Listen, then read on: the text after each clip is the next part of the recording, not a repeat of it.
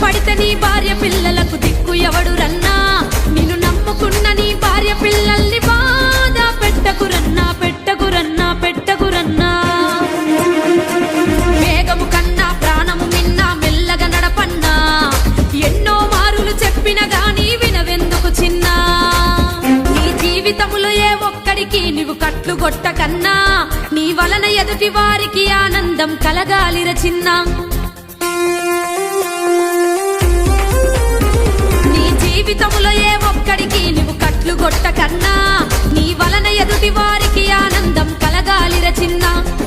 traffic rules ను పాటించి ఇకపై